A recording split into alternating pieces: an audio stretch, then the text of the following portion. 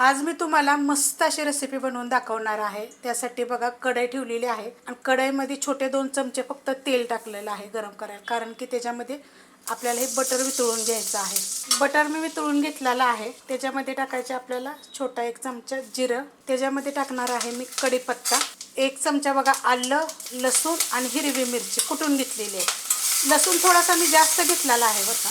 Medium आकाराचा एक कांदा चांगला भाजून घेऊया। थोडासा परतला गेला का नाही की ह्याच्यामध्ये आपल्याला टाकायची थोडीशी हळद आणि 1 मिनिटभर फक्त मी परतून घेते। एक मोठ्या आकाराचा टोमॅटो मी कापून घेतलेला आहे। तर ह्याला काय करते, परतायचं तर त्याच्या अगोदर ह्याच्यामध्ये थोडंसं मीठ टाकायचं आणि मस्त असायला परतून घेऊया। 1 चमचा टाकायची मिरची पावडर, मस्त असं मी मिक्स करून घेते।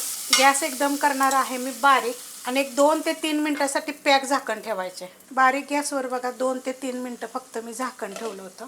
आता ह्याला चांगला आपण मिक्स करून घेऊया।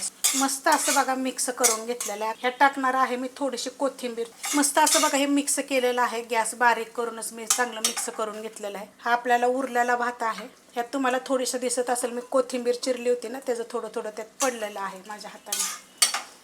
परतून घ्यायचं चांगलं, हलकासा फक्त मिक्स करून घेतलेला आहे। जर तुम्ही शिळा भात जर वापरायचा नसेल का नाही, तर ताजा भात पण तुम्ही शिजवून सुद्धा तुम्ही ह्याच्यामध्ये टाकू शकता। जसा बासमती वगैरे जरी टाकला तरी चालू शकते।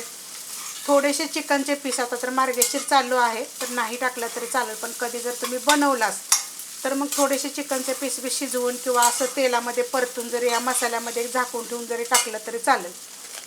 हे प्रमोशन व्हिडिओ नाही आहे, तुम्हाला मी दाखवते हे अशा पद्धतीचं। आणि ह्याच्यामध्ये तुम्ही 250 ते 300 म्हणजे ग्रॅम तांदूळ असं ह्या एवढ्याशा टूपमध्ये करू शकता।